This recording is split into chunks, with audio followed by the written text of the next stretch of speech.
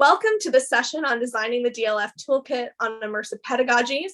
My name is Emma Slayton, and I'm giving this short video welcome on behalf of Jessica Linker, Alex Romer-Colin, Heidi Winkler, and many, many others who have spent their hard-earned skills and their time in developing pedagogy that can help our communities explore what it means to use immersive spaces in education. So this has been done within the umbrella of DLF, or the Digital Library Federation's TEACH program for Digital Library Pedagogy Working Group, which is a grassroots community that looks to connect people with pedagogy that supports digital learning. And that could be digital skill training, that could be becoming more in line with digital spaces, or how we create archives of digital materials. As long as it's focusing on creating that collaborative space that allows for shared pedagogical resources and the sharing of different teaching strategies. In 2018, this group developed a DLF Teach Cookbook style, which was designed to capture resources that could evaluate digital skills critically in concrete examples, so with actual demonstrated pedagogy included, that looked at practical applications for librarians to employ in their classrooms to introduce students to these digital concepts, or really community members to these digital concepts.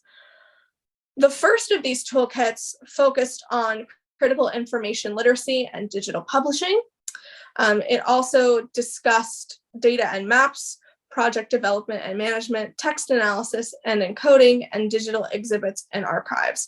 So as you can see, there can be quite a wide range of discussion within these DLF Teach toolkits, and just as a way for us to come together and share the pedagogy that we have already developed in our silos at different institutions more broadly, so that there is some kind of support for people who are looking to start engaging with these spaces and can draw ideas for how to build pedagogy for their own classrooms.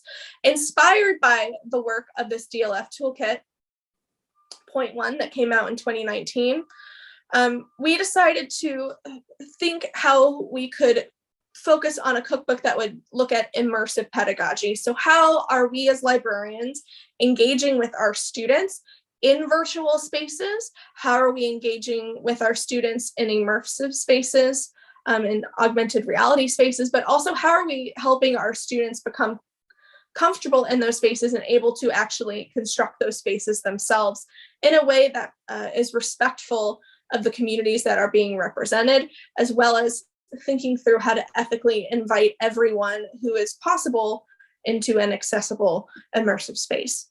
So with that long stream introduction, you can see here that the workflow really focused on thinking through steps of engaging with this emerging technology, thinking through how we can use it in different types of classrooms, bearing in mind that there are some constraints around being able to afford access to these materials, being able to house these materials in a space in which they can be used, but also thinking through how these new medias might need to be put through a critical lens.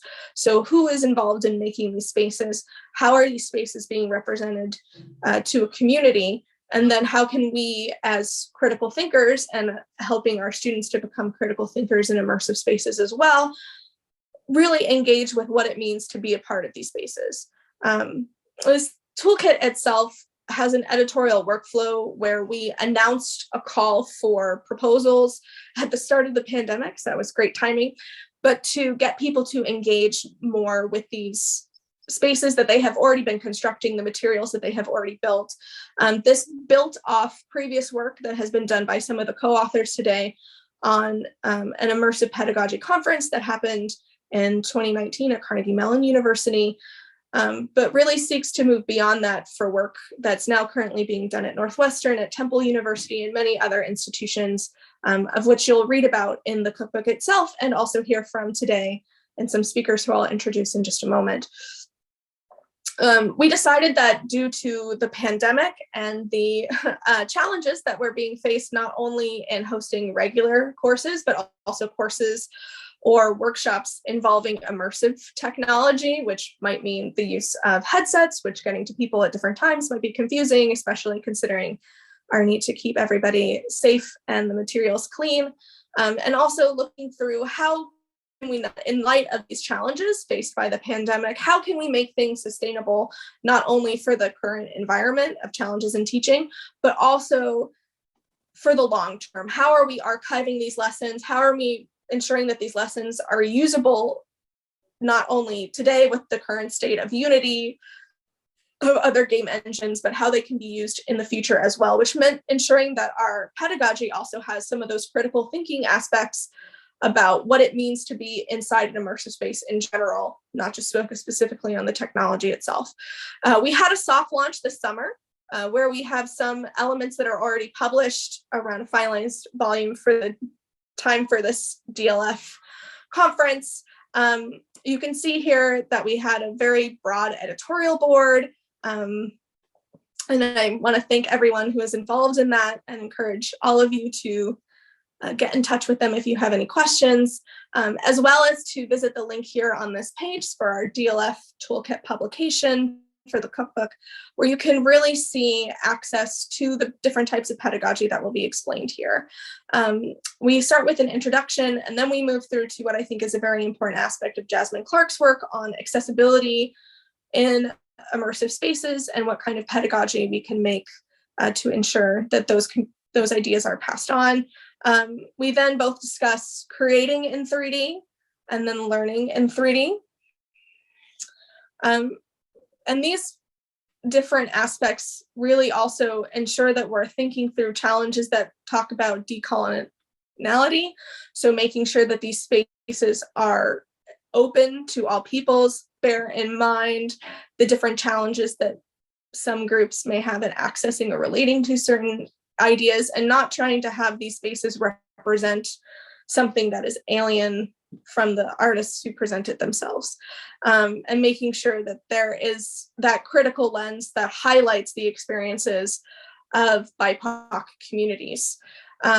We're also wanting to have the sense that we're having this be accessible, not only to peoples of different backgrounds, and making sure that we're not highlighting the lens of the colonizer, but also making sure that we're highlighting different kinds of accessibility in terms of different capabilities. So making sure we're thinking through, is this accessible to people with vision constraints? Is this accessible to people who are neurodiverse? What different aspects are going to be present there?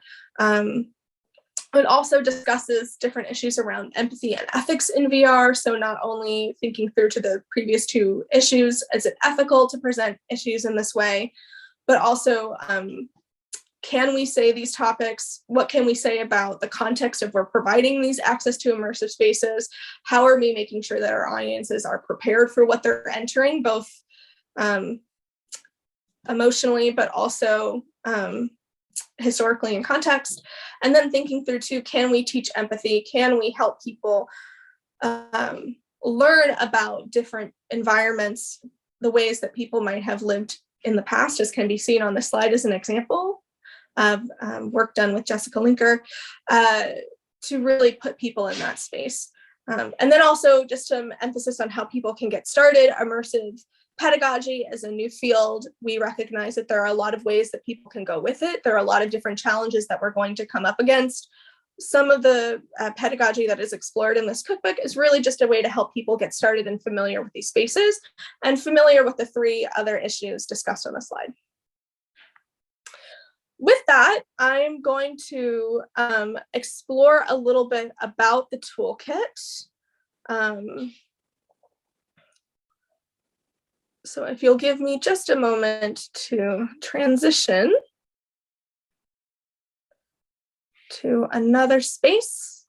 I apologize, my computer decided that it didn't want to work this morning. So I am re-filming this on the fly from my iPad. So it's taking me a bit longer to do this. And I'm so glad that that is going to be recorded for posterity.